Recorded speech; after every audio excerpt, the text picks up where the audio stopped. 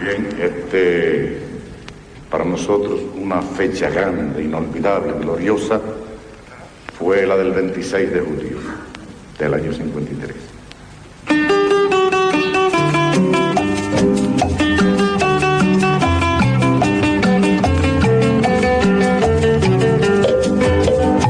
El Moncada nos mostró el camino a recorrer y desde aquel alto ejemplo para nosotros siempre es 26. Siempre es 26, siempre es 26, para nosotros siempre es 26.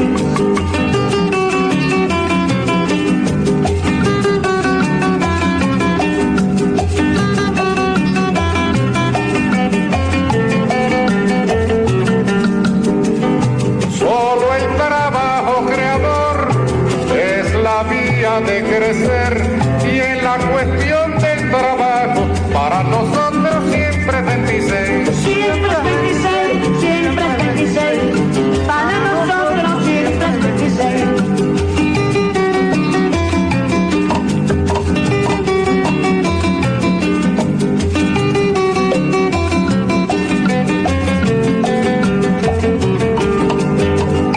La ideología es motor para avanzar y vencer y en cuanto a la ideología para nosotros siempre es 26. Siempre es 26, siempre es 26, para nosotros siempre es 26.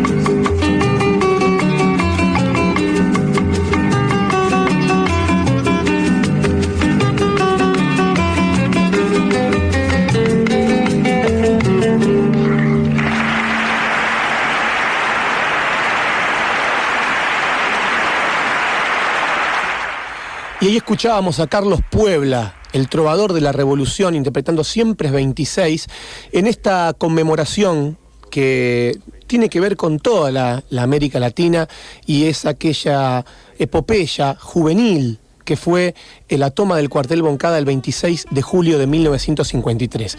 Y tenemos un hecho que para mí es absolutamente emotivo, porque vamos a hablar con un amigo, casi un padre adoptivo, que es mi queridísimo amigo Juan Marino Fuentes, militar del proceso revolucionario cubano, y que está en comunicación con nosotros directamente desde Cuba. Juan, Leonel Capitano, tu gran amigo, te saluda desde aquí para Radio Universidad. ¿Cómo te va? Muy bien, hermano. Me alegra mucho oírlo y le envío un saludo a toda la familia y a todo el pueblo argentino tan valioso para nosotros por lo que aportó en la lucha por la independencia contra España y además aportarnos al Che. Ajá, exactamente.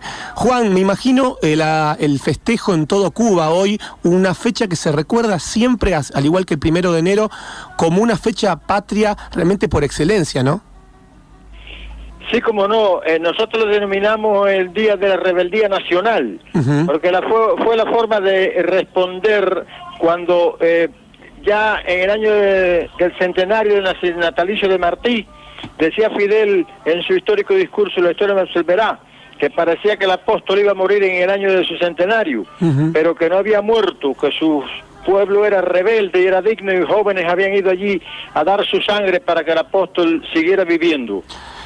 Juan, aquel suceso del 26 de julio que había tenido un caldo de cultivo, se puede decir, se venía premeditando, fue un asalto que, si bien fue una especie de frustración porque no se consiguió el objetivo de tomar el cuartel Moncada, se interpretó como una derrota que fue a la larga el comienzo del proceso revolucionario y que se convirtió en una victoria. Se habla de que Fidel logra de alguna manera utilizar este hecho como una futura victoria.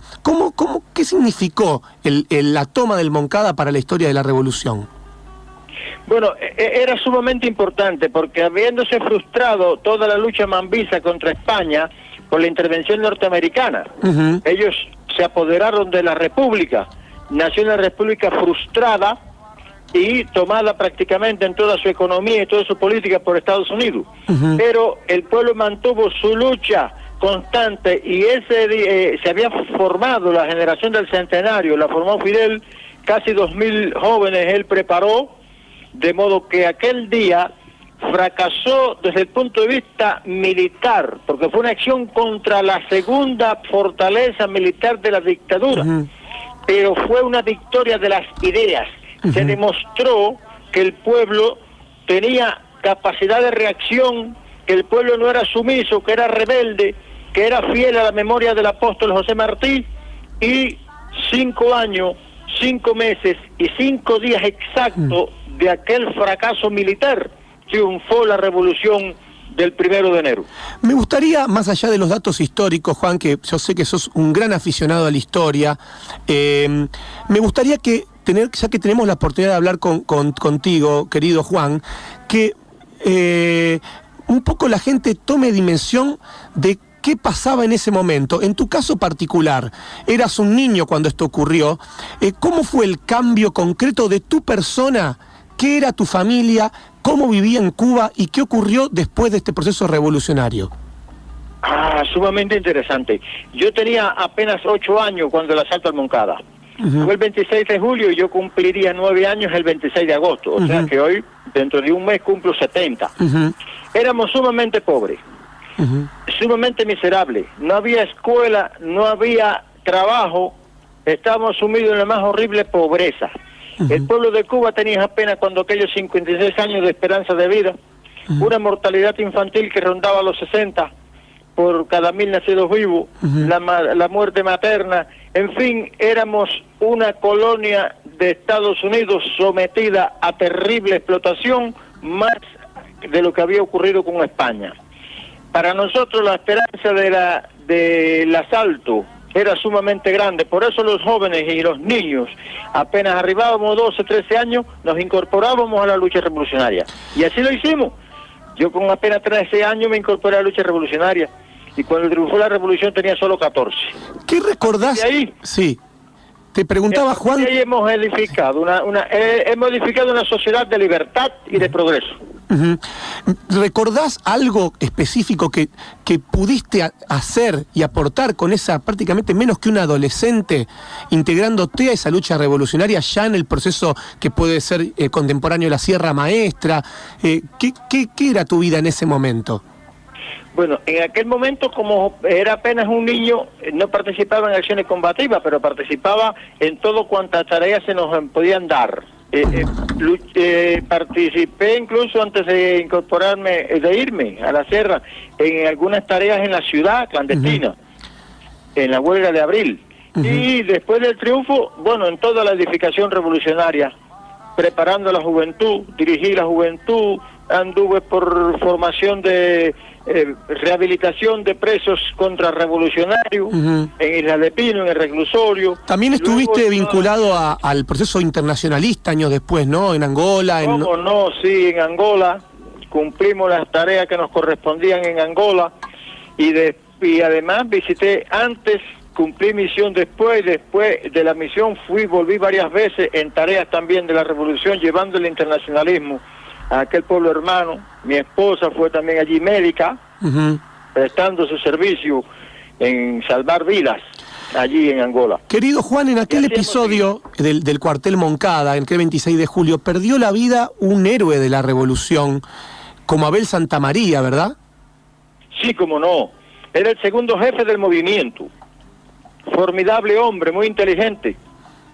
Fidel le consideraba que era el único que podía seguir su obra. Si Fidel moría, había que salvar la vida de Abel, pero bueno, el que murió fue Abel y Fidel salvó la vida, milagrosamente. Sí, con un episodio muy particular. ¿Cómo fue aquella anécdota que cuenta Fidel cuando le preguntan su nombre y él lo niega? Hubo un militar mulato que le pregunta en un momento y él le dice no diga su nombre, ¿verdad? Él logra salvarse milagrosamente. Sí, cómo no. Sarría era un militar de honor, un hombre negro, un teniente que estaba persiguiendo a Fidel después que Fidel se incorpora a las montañas tras el fracaso de la acción militar en el asalto allí en el cuartel Moncada. Entonces, cuando prácticamente manipulan los fusiles para asesinar a Fidel, los subordinados de Sarría manda a que cuidado que no disparen. Y dice, las ideas no se matan, las ideas no se matan. Era un hombre que tenía su estirpe de algunos familiares, habían sido mambises, y como hombre negro se sentía vinculado al porvenir de la patria y no a aquella situación de opresión. A Sarria lo conocí personalmente, después fue jefe de la Guardia Presidencial en el Palacio de la Revolución, lo que hoy es el Museo de la Revolución, y allí lo conocí personalmente, muchas veces conversamos. Un hermano suyo también fue mi amigo ahí en Santiago de Cuba. Ahí hay un hecho también espectacular para incluso la literatura mundial, podríamos decir, cuando a Fidel le preguntan quién es el autor intelectual de aquella toma del Moncada, y él dice José Martí, ¿verdad? Efectivamente. ¿Por qué? Porque muchos se preguntaban si había algún político, como Fidel no tenía carrera política, si había algún político que estaba detrás de aquel movimiento. Y Fidel simplemente dice, nadie se preocupe por saber quién es el autor intelectual del asalto al Moncada. El autor intelectual es José Martí. Qué increíble historia. Una foto histórica, bella, sí. Donde Fidel está preso en el Vivac y tienen un retrato de Martí en su espalda. Sí. Sale esa foto. Con una guayabera. Ahí está. Encima, sí. Martí encima, la foto de Martí encima, así, de Fidel por encima de la cabeza. Es un símbolo, porque realmente Martí, sin lugar a duda, fue, es y seguirá siendo el apóstol de la independencia de Cuba, un hombre que no fue marxista, pero conoció a Marx, escribió sobre Marx, y no cabe la más mínima duda de que el ideario martiano puede ser una fuente de inspiración y de construcción de todo lo que la América necesita que se construya. Querido Juan, usted sabe que el afecto que yo tengo por usted y por su familia, que soy un constante amigo y compañero de todo el proceso cubano y de todos los amigos que allí tengo, que estoy siempre cerca de todos ustedes, y para mí ha sido un enorme orgullo que la Radio Universidad nos haya permitido la oportunidad de su testimonio, un hombre que ha estado en contacto, un protagonista del proceso revolucionario cubano, y que nos haya hablado con tanta pasión de este suceso del 26 de julio. Un abrazo enorme desde aquí, desde Radio Universidad y desde Tango que fuiste y serás, Muchas gracias a usted, Leo. Muchas gracias. Un abrazo para toda su familia, para usted personal y de parte de la familia mía completa. Un abrazo fortísimo y muchas gracias por habernos dado al Che. Muchísimas gracias, querido Juan Marino. Un abrazo enorme desde aquí. Saludos para todos. Juan Marino Fuentes, en directo, conversando con nosotros, nada más y nada menos que desde Cuba. Una comunicación que para mí es muy emotiva, una familia que a mí me ha brindado en lo personal la posibilidad de compartir su hogar en mi tratamiento que hice para mi problema visual, para compartir toda nuestra actividad artística allí en Cuba. Una persona verdaderamente encantadora, abogado, profesor de historia, militar de la Revolución, participó desde las acciones casi en la adolescencia en la Sierra Maestra hasta toda la misión internacionalista cubana, hasta estar ahora vinculado con los excombatientes, participando del proceso revolucionario cubano que no se detiene. Una nota realmente emotiva, para mí.